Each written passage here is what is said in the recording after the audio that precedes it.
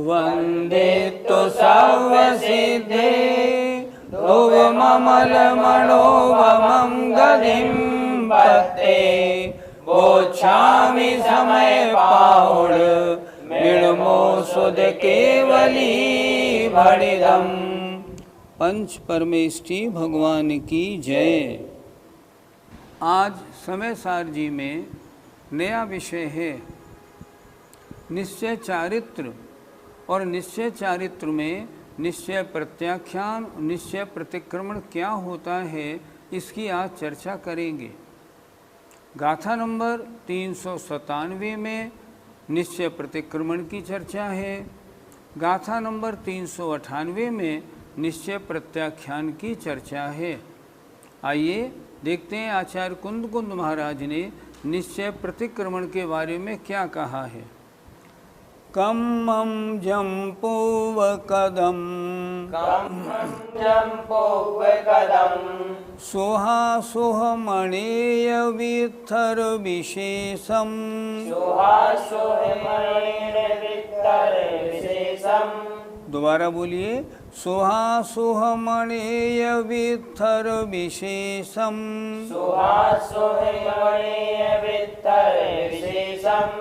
तत्तोणीयत्तदेय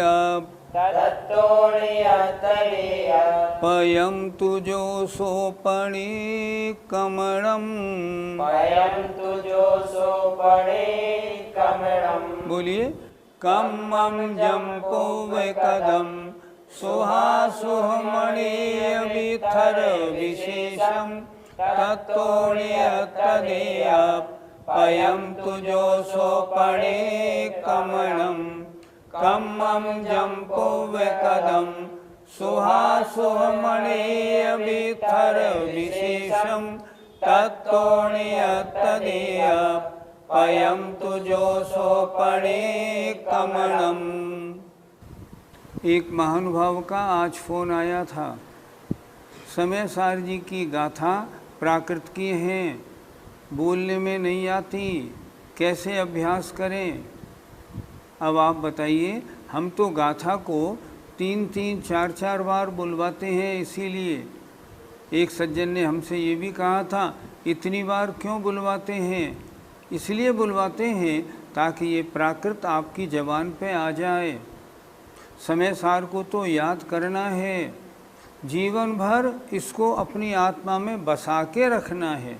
ऐसा अनमोल ग्रंथ नहीं, इसकी गाथाएं आत्मा का सही शुद्ध स्वरूप बताने वाली हैं। इसलिए इस ग्रंथ को तो अच्छी तरह से पढ़ना सीखिए, अर्थ लगाना सीखिए, इसके भाव को जीवन में उतारना सीखना है। आइए इस गाथा का एक एक शब्द का अर्थ देखते हैं।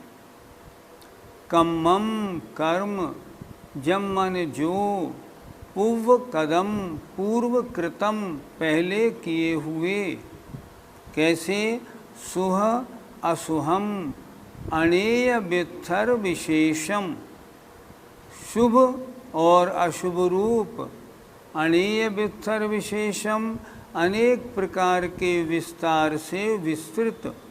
कोई भी कार्य होता है अनेक प्रकार का होता है।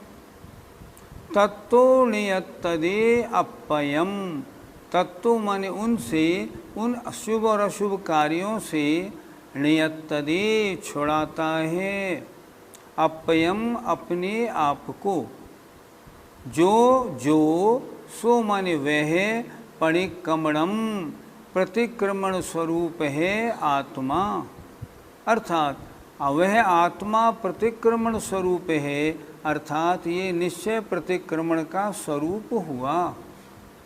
जो क्रिया की जाती है वो व्यवहार प्रतिक्रमण, और आत्मा जो उनसे अपने आप को छुड़ाता है वो निश्चय प्रतिक्रमण। फिर एक बार देखें, कम्मम जम पूर्व कदम, कर्म जो पहले किए हुए, शुभ अशुभ अनेय वित्तर विशेषम, अनेक प्रकार के विस्तार से विस्तृत, मतलब बहुत प्रकार के, कभी शुभ होते हैं, कभी अति शुभ होते हैं, कभी अल्प शुभ होते हैं, कभी अल्प अशुभ होते हैं, कभी बहुत अशुभ होते हैं, तरह तरह के विस्तार वाले हैं। घर गृहस्थी में, व्यापार में, हर काम में तरह तरह के परिणाम होते हैं। मुनि महाराजों के परिणाम भी कभी प्रवचन में, कभी वैयावृत्ति आदि में अनेक प्रकार के होते हैं। तत्तो उनसे नियतदे छुड़ाता है अपयम अपने आप को। जो मतलब जो मुनि महाराज छुड़ाते हैं सो माने वह परिक्रमणम प्रतिक्रमण स्वरूप आत्मा है, अर्थात उन मुनि महाराज का वह प्रतिक्रमण निश्चय प्रतिक्रमण कहा जाता है। अर्थ देखें, अनेक प्रकार के विस्तार से विस्तृत, मतलब विभिन्न प्रकार के पूर्व काल में किए हुए जो शुभाशुभ कर्म हैं, उनसे जो जीव अपने आप को छुड़ा लेता है, दूर कर लेता है, वह आत्मा ही प्रतिक्रमण अर्थात निश्चय प्रतिक्रमण स्वरूप होता है। पंडित जी, क्या प्रतिक्रमण दो प्रकार का होता है? यहाँ जैन शासन में प्रतिक्रमण नहीं, हर चीज़ दो प्रकार की होती है। आपने पूजा कर ली, आपका मन नहीं लगा तो व्यवहार पूजा हुई, निश्चय से पूजा हुई कहाँ? नहीं हुई। आपने तीर्थ यात्रा की लेकिन मन नहीं लगा तो व्यवहार से यात्रा हो गई, निश्चय से यात्रा हुई कहाँ? वहाँ से मोक्ष जाने वालों का स्मरण हुआ कहाँ? वंदना हुई कहाँ? चारित्र भी हर तरह से, व्यवहार चारित्र क्रिया रूप, निश्चय चारित्र आत्मा के परिणाम रूप, यहाँ तो हर चीज़ दो प्रकार की होती है। उसी तरह प्रतिक्रमण भी दो प्रकार का होता है। पहले हम प्रतिक्रमण की परिभाषा समझें। आप लोगों में से बहुत से लोग प्रतिदिन प्रतिक्रमण करते होंगे, जो सामायिक करते हैं प्रतिक्रमण भी करते हैं। आजकल तो प्रतिक्रमण करने का और अच्छा बहुत ज़्यादा प्रचार हो गया है, जगह जगह पर्चियाँ बंट गई हैं। प्रतिक्रमण में हम क्या करते हैं, मेरे द्वारा जिन जीवों की हिंसा हुई हो, जो गलत कार्य हुए हों, जो पाप कषाय रूप प्रवृत्ति हुई हो, हे भगवान वह सब मेरी मिथ्या हो, इसको कहते हैं प्रतिक्रमण। ये व्यवहार प्रतिक्रमण हुआ। निश्चय प्रतिक्रमण का मतलब अपनी आत्मा को अब उन कार्यों से दूर कर लेना, इसका नाम है निश्चय प्रतिक्रमण। प्रतिक्रमण दो प्रकार का, व्यवहार क्रियारूप, निश्चय आत्म परिणाम रूप। हमें करना कौन सा? हमें दोनों करने चाहिए। इसलिए प्रतिक्रमण भी दो प्रकार का होता है।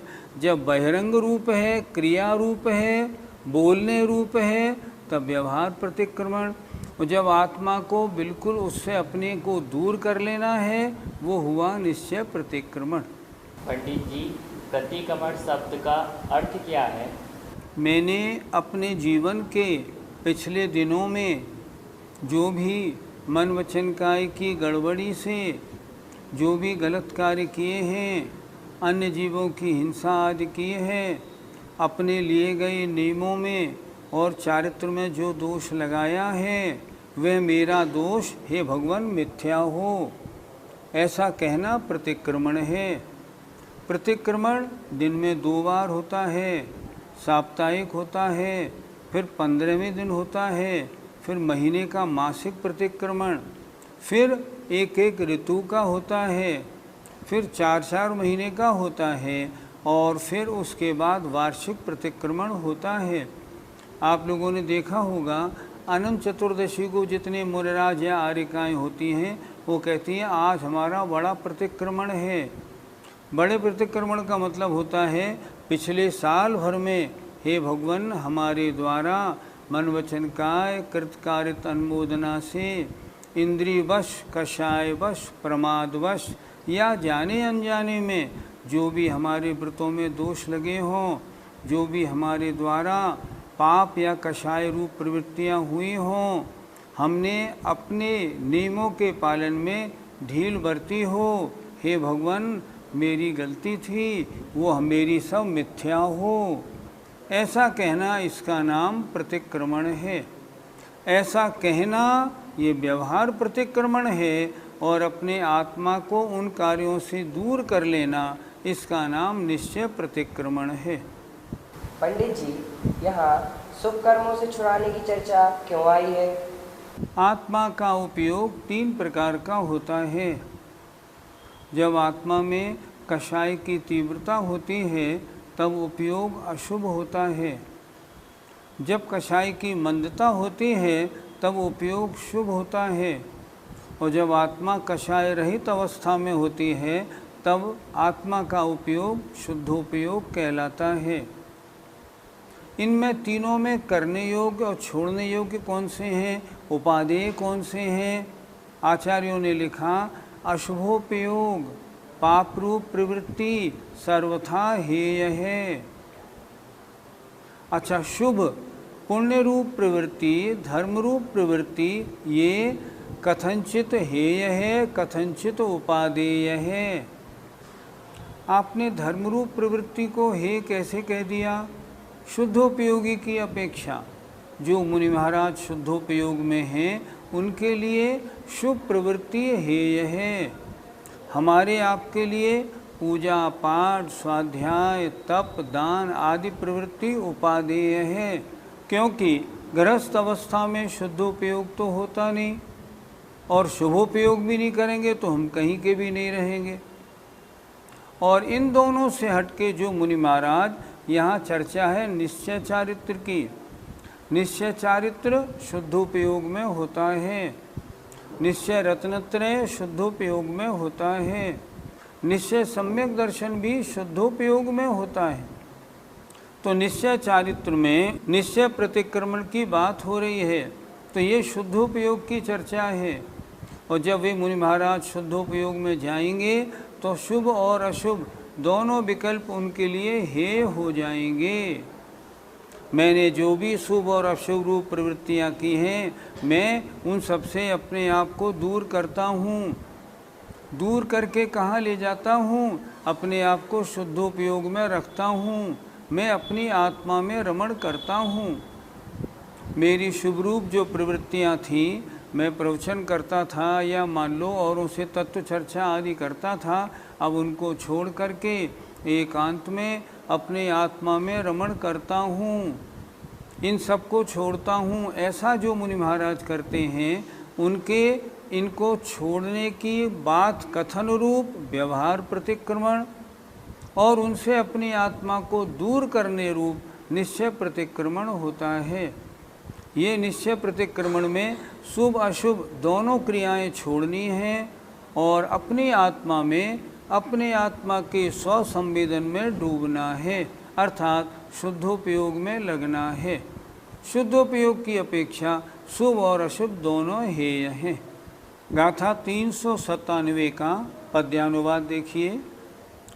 अज्ञान से विगत में निज भाव बाना, भूला किया अशुभ या शुभ भाव नाना, शुद्धात्म को सजग हो उनसे छुड़ाना, माना प्रतिक्रमण आज उसे निभाना। जो मुनि महाराज निश्चय प्रतिक्रमण करते हैं उसका चिंतन कितना सुंदर इस छंद में दिया है। मैंने अज्ञान से विगत में भूतकाल में निज भाव बाना, भूला अपने स्वभाव को भूला और शुभ और अशुभ भाव नाना प्रकार के मैंने किए। अब मैं सजग हो गया हूँ और अपनी आत्मा को उनसे छुड़ाना चाहता हूँ। इसलिए मैं माना प्रतिक्रमण, मैंने आज वह निश्चय प्रतिक्रमण किया है, मैं उन सब से अपनी आत्मा को छुड़ाता हूँ और इसे मैं निभाऊंगा। ऐसा चिंतन जब होता है तब उसे कहते हैं निश्चय प्रतिक्रमण। यह निश्चय चारित्र की शुद्धोपयोग की दशा में होता है। आइए अगली गाथा देखते हैं 398। कम्मं जं सुहमसुहं कम्मं जं सुहमसुहं जम्मीय भावं निबध्यति भविष्यं जम्महि भावं निबध्यति भविष्यं जम्मीय भावं निबध्यति भविष्यं जम्महि भावं निबध्यति भविष्यं तत्तोण्यत्तदेजो तत्तोण्यत्तदेजो सोपचक्षाणं हवे चेदा सोपचक्षाणं हवे चेदा। बोलो कम्मं जं सुहमसुहं जम्मीय भावं निबध्यति भविष्यं तत्तोण्यत्तदेजो सोपचक्षाणं हवे चेदा। कम्मं जं सुहमसुहं जम्मीय भावं निबध्यति भविष्यं तत्तोण्यत्तदेजो सोपचक्षाणं हवे चेदा। शब्दार्थ पे दृष्टि दीजिए। कम्मम कर्म, जम माने जो, सुहम अशुभम, शुभ या अशुभ रूप, जम्मीय जिस भावम भाव में, बध्यति बधेंगे, भविष्यम आगामी काल में, उस तत्व माने उससे जो नियत्तदे छुड़ाता है। किसको? अपनी आत्मा को। वह आत्मा सो चेदा पच्चक्षाणम हवे, अर्थात प्रत्याख्यान होता है।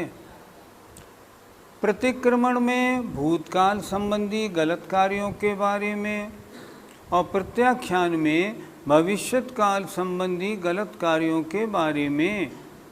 भगवान, मैंने जो भूतकाल में गलत कार्य किए, मैं उनसे अपनी आत्मा को छुड़ाता हूँ।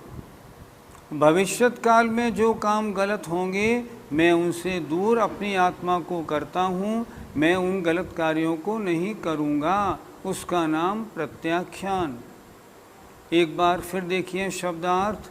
कम्मम कर्म, जम माने जो, सुहम अशुभम, शुभ या अशुभ रूप, जम्मीय भावम्य जिस भाव में, भविष्यम आगामी काल में, बंधेंगे, तत्तो उससे जो नियत्तदे जो छुड़ाता है।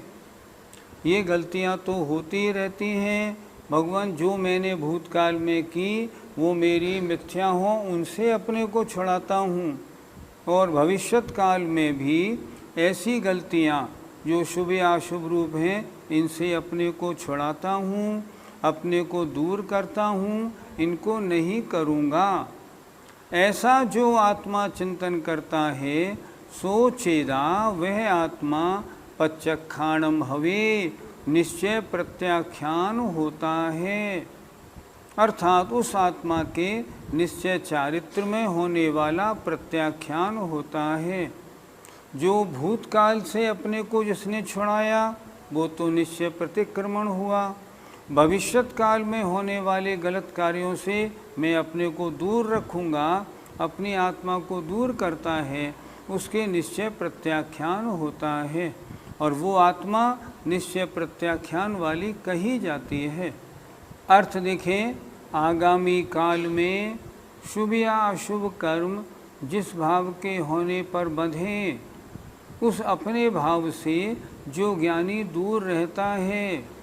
मैं ऐसे भाव ही नहीं करूँगा जिससे शुभ अशुभ कर्मों का बंध हो।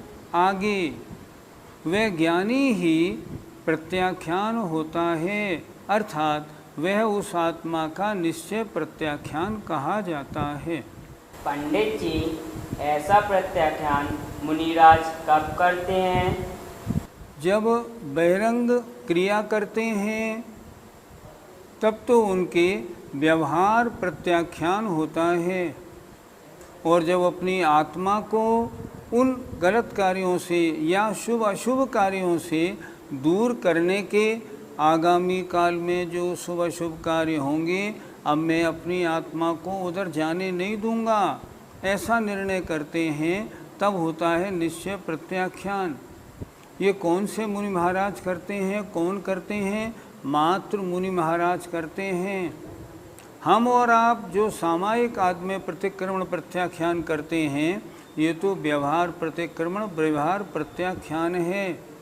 हम अपनी आत्मा को गृहस्थ अवस्था में इससे दूर नहीं कर सकते, लेकिन ये चिंतन तो करते हैं, है तो ये गलत क्रियाएं। भगवान, मेरे व्रतों में, मेरे नियमों में, मेरे चारित्र में जो भी गलतियां हुई हैं, पहले उनको मैं अपनी आत्मा से कहता हूँ, अपने दिल से कहता हूँ, मेरी वो मिथ्या हों, ये प्रतिक्रमण। आगे अब ये क्रियाएं नहीं होंगी, ये प्रत्याख्यान। गृहस्थ भी प्रत्याख्यान करता है, लेकिन वो शुभ अशुभ विकल्पों को छोड़ने की बात कैसे कर सकता है? तो ये कब होता है? जब मुनि महाराज शुद्धोपयोग में आते हैं, उस समय मैं अपने परिणामों को शुभ अशुभ भावों में नहीं जाने दूंगा। ऐसा जो संकल्प बनाते हैं, ऐसा जो अपना परिणाम बनाते हैं, वो उनका परिणाम निश्चय प्रत्याख्यान कहलाता है। ये वे ही मुनि महाराज कर सकते हैं जो शुद्धोपयोग में आते हैं, और ऐसे प्रतिक्रमण और प्रत्याख्यान से उन मुनिराजों के महान कर्मों की निर्जरा होती है। बहुत उत्तम श्रेष्ठ कार्य है ये। शुद्धोपयोग में आए और ऐसा चिंतन अगर बनाते हैं, महान निर्जरा के फलीभूत होते हैं। जो श्रावक प्रतिक्रमण या प्रत्याख्यान करते हैं, वो श्रावक भी तो अच्छे हैं। आचार्य अमित गति के सामायिक पाठ में बहुत सुंदर 4 पंक्तियाँ लिखी हैं। विमुक्ति मार्ग प्रतिकूलवर्तिना मया कषायाक्ष वशेन दुर्धिया चारित्र शुद्धेर यद कार्यलोपनम तदस्तु मिथ्या मम दुष्कृतम प्रभो। ये क्या है? प्रतिक्रमण है। विमुक्ति मार्ग प्रतिकूल वर्तिना, हे भगवान, मैं मोक्ष मार्ग के विपरीत चलने वाला हूँ। विमुक्ति मार्ग प्रतिकूल वर्तिना मया कषायाक्ष वशेन दुर्धिया। कितनी अपने लिए कह रहा है भगवान? मया दुर्धिया, मुझ दुर्बुद्धि के द्वारा, कषाय और अक्ष माने इंद्रियों के वश से, अपने को दुर्बुद्धि कह रहा है वो करने वाला।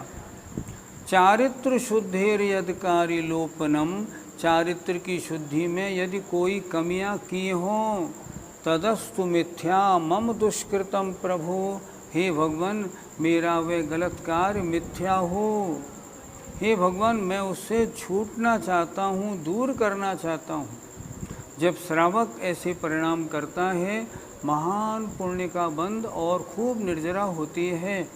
अगर वास्तव में वो गुणस्थान वर्ती है, पंचम गुणस्थान वर्ती है, तो उसकी महान निर्जरा होती है। पर यहाँ जो चर्चा चल रही है, ये तो निश्चय चारित्र और निश्चय प्रत्याख्यान, निश्चय प्रतिक्रमण की है। निश्चय प्रत्याख्यान गृहस्थ के नहीं होता, निश्चय प्रत्याख्यान शुद्धोपयोगी मुनिराज के होता है। पर हम और आप में से जो भी श्रावक अगर व्यवहार प्रत्याख्यान, या यूँ समझ लें अपने श्रावक होते हुए भी अपने व्रतों में लगी हुई कमियों के लिए प्रतिक्रमण और प्रत्याख्यान करते हैं, वह भी बहुत उत्तम और श्रेष्ठ कार्य है, ज़रूर करना चाहिए। लेकिन जिनके कोई व्रत ही नहीं है, अब वो प्रतिक्रमण कैसे करें? उनका प्रतिक्रमण करना ठीक नहीं होता। वो तो आलोचना पाठ वगैरह का पाठ करेंगे, लेकिन श्रावक अगर प्रतिक्रमण प्रत्याख्यान वृत्ति होने के बाद करता है तो वह उसका उत्तम श्रेष्ठ कार्य माना जाता है। 398 का पद्यानुवाद देखिए। भावी शोभा शुभ विभाव विकार देखो, होंगे प्रमाद वश आत्म में अनेकों। आत्मा स्वयं यदि उन्हें निज से हटाता है, प्रत्याख्यान वह है सुख का विधाता। आचार्य श्री पद्यानुवाद में लिख रहे हैं, आत्मा प्रमादवश ऐसे अनेकों शुभ शुभ विकार विभावों को अगर अपने से हटाता है तो वे महान सुख का विधाता करने वाला है, अर्थात उनका वे कार्य महान सुख प्रदान करने वाला है। जय जिनेंद्र।